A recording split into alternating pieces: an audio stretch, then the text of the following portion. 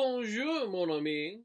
It's History with a Drag Queen, and I'm your host, Carla Marks. Hello and welcome to episode 5 of History with a Drag Queen. So go on back if you haven't watched them all. They're all there on the Cabaret Calgary YouTube account.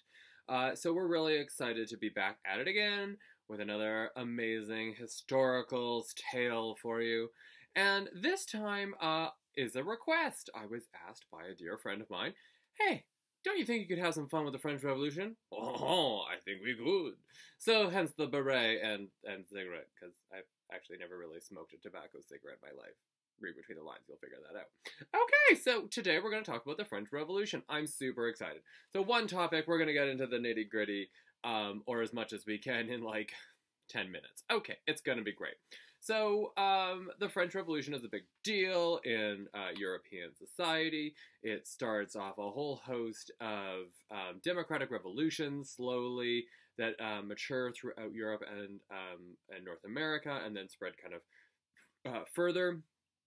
And it's really, really important because it's kind of begins a major step towards dismantling the idea of the divine right of kings, the idea that God came down and tapped this so-and-so on the head and said, you should rule all the French people. And instead the French people were like, wait, what if we ruled ourselves? Like, what if we took it upon our turns to enact as a sort of executive officer for a period of time?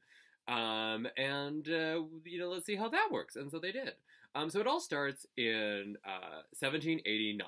Okay, sounds like a long time ago. Not that long time ago, really, when you start thinking about it. So 1789, on the 24th of January, Louis XVI summoned the Estates General, and you're like, okay, why should I care about this? Who's Louis XVI? Why does any of this matter? Okay, it matters a lot. So, the Bourbons, the famous French kings, had ruled France in an absolute monarchy style since the time of Louis XIV, the Sun King. This is, if you know your movies, this is Leonardo DiCaprio in The Man in the Iron Mask. Well, there actually was a Louis XIV. The rest of that is fabrication, obviously, but he existed. Okay, so there's Louis XIV, he's the Sun King, he is an absolute monarch, he's the guy who popularizes the idea of divine right of kings, and basically what that, he says that he is ordained by God to rule, and he's an absolute ruler. Everything that happens in the country goes through his hands. Like, literally, he was a total workaholic, he was actually like a pretty good king, he really loved the job of being a monarch and running a country, and he would work like 20 hours a day, quite famously. He was a workaholic. So the idea of Louis just like lounging around at court and just like not caring is a little bit not necessarily accurate. Later in his years, he kind of takes some days off, but hey, probably earned it. And so he famously says, someone says, well, what is a state? What does a state mean? And he famously answered, the state, it's me. And he could really say that. It really was. Everything went through royal appointments or through him directly. And so he would, the system worked really well because he was on it. He loved to do it. Great. Yeah, okay, and then we got that whole thing with succession, and he passes it on to one of his descendants, and that's Louis XV, and he didn't do shit. This guy did not really like to do a lot of work, he wasn't really into it, he kind of let his ministers do stuff, and the state really starts to kind of fall apart. Critical reforms weren't enacted, and this all gets dumped in the lap of Louis XVI, who by all accounts was just like a pretty nice dude. He just was in the wrong job. He liked to make clocks. He was a very, kind of kind-hearted man who was not really in the right position. He's in charge of running this major, major country, one of the largest and most powerful countries in Europe at the time. And it just wasn't his jam. He just wanted a quiet life, kind of be left alone. He would really rather that the ministers run things. The ministers kind of egg him on to do something in the 1770s that's going to come around and bite him in the butt. And that is stick it to the British, which the French were always looking to do. And so one of the things they did was they lavishly supported the American cause in their war of independence against Great Britain. So the French sent troops, the French sent victories. I know we're not used to thinking that way, but the French seriously kicked ass for the Americans and helped them in their cause. And it was a really big deal. But it drained a lot on the economy, and lo and behold, by 1789, they were broke. And France was one of the richest states in the world at the time, And by 1789, they're broke. And so they say, okay, well, let's raise taxes. And this is when the bourgeois class, who now are in charge, but at the time we're not, the bourgeois class is like, whoa, kingy, look, love the whole lavish lifestyle, this is great, but we're taxed out, we're done. If you want more tax dollars, you gotta start letting us have a say in how these dollars are spent. We're not giving you more money just to spend it on parties. So kind of like parenting the king. I don't know, it's weird. But anyways, so the king's like, okay, well, what do you want? Like, we want a voice, we want a say. And he says, okay, well, there's this thing that hasn't been around for like 150 years, the estate general. Everyone gets to sit down by whatever class of citizen you are, and we get to talk about stuff. And like, sign me up, I'll take 2. So they go to meet for the estate general. It convenes in May, and there's a problem.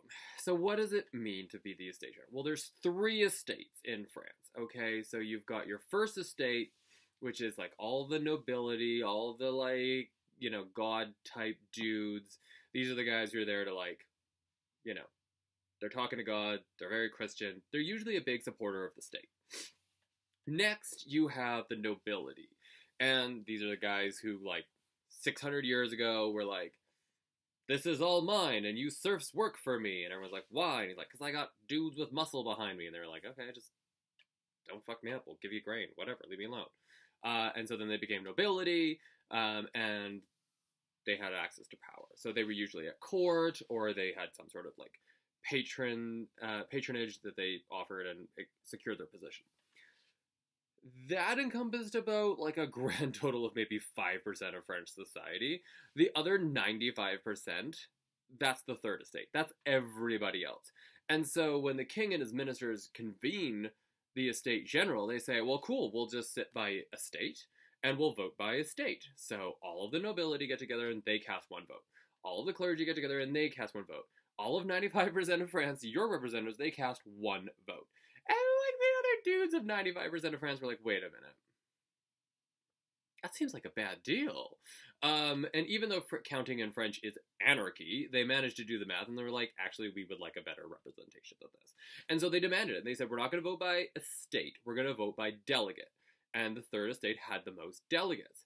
And this really gets scary because some of the nobility was actually kind of poor and not so well-to-do, and they had more in common with the third estate as well. And a bunch of the clergy, they were flat broke and just rural country guys, and they really saw the plight of their parishioners, and they had more in common with the third estate. And so the king ministers realized really quickly that if they allowed this to happen, voting by delegate rather than by estate, this whole little body that was there to help pass taxes and raise money for the state could actually turn against them and be a check on the king's power. And they're like, fuck! So they want to shut it down. So they do. They shut it down on the 19th of June, and they're like, no more. The next day, the third estate comes ready to work, lunch pails in hand, I assume. And they showed up to their meeting room, and it was locked, and it was raining, and they're like, well, what do we do? So they found the nearest open room they could, which happened to be a giant indoor tennis court, and they go in there, and they all take the tennis court oath, which sounds like it should be on ESPN, but it actually has to do with politics.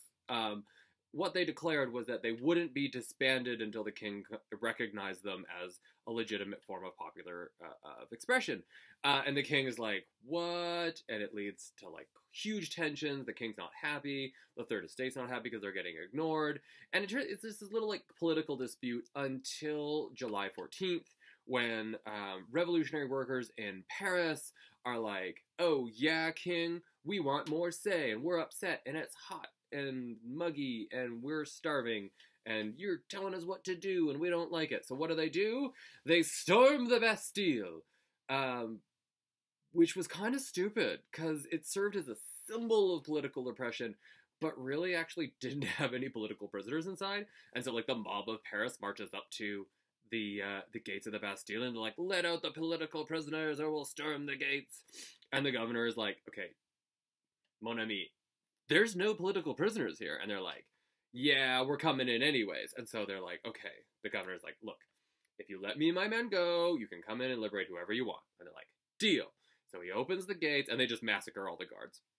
And there's this big ceremony where they're like helping out the like 8 people who are left in the prison, and they're like, you're free, and they're like, cool, Turns out they were all like rapists and murderers and thieves, and basically like the 8 guys who they liberated all had to be rearrested in like a couple of months later because they just went on a crime spree. But the gesture counted. They're French. This is all about the gesture, not about the execution. And so the storming of the Bastille was a kind of a big check on nobility power. It leads to, in August, the Declaration of the Rights of Man. And then like a couple of years later, there's like some pretty rad feminists who are like, how about the Declaration of the Rights of Women? You know? So got around to that. And so, you know, people started declaring rights, that human beings had inalienable rights that you can't take away from someone, that the basic existence of human life has dignity, has value, and that you have to respect that, and people need to be treated in a certain way. So it was a really big deal. By the end of the year, things get really serious. Why? Because when a revolution is really going to become a massive social movement, not just a political one, is when women get involved. And that's what happens. There's the Women's March on October 5th to 6th, 1789, where the women of Paris are starving and there's a bread riot. And they march all the way out to Versailles and they're like, King, what are you going to do? And this is the famous moment where maybe she did, maybe she didn't, but Marie Antoinette says, you know, they come to the Queen, Marie Antoinette, and they're like, the people are starving. They have no bread. And she says, let them eat cake. Because she's either like completely out of it and she's like, well, if you don't have bread, eat cake. Or she's just being a total snob. Probably both. And the women of Paris are like, And so they are like storm the gates, they seize the king and queen, and they kidnap them back to Paris. They put them in a giant palace.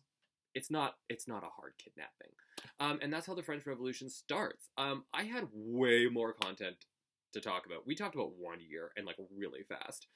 So this might turn into an evolving series, and I might do another one on the French Revolution. But that was kind of how the French Revolution starts. It basically starts because the king is broke, and he needs money, and he's going to tax some people who are like, we're kind of taxed out. You got to kind of listen to us about how these tax dollars are spent. And then it just kind of spirals out of there, and it turns into a whole giant thing. And then later, they set up a whole thing that's like the Reign of Terror, which is pretty much on the nose. Like, good, they named that movement right. Anyways, we'll talk about that all later. So thank you so much for listening to how the French Revolution started. As you can see, I have a whole lot more to talk about on this topic. But if you have a topic that you'd love to hear more about, why don't you bang that in the comments down below. Please like, share, subscribe, and comment all about these posts. Helps me get the word out, and I appreciate it so, so much. Thank you for listening to History with the Drag Queen. I am your host, Carla Marks. Any tips are always appreciated, but I'm just happy if you're here to learn. And we'll be back next week with more zany content, and if you're lucky, maybe it's the content you asked for. Probably not. All right, I love you all so much. Thanks for watching, and please bang that subscribe button. Bye.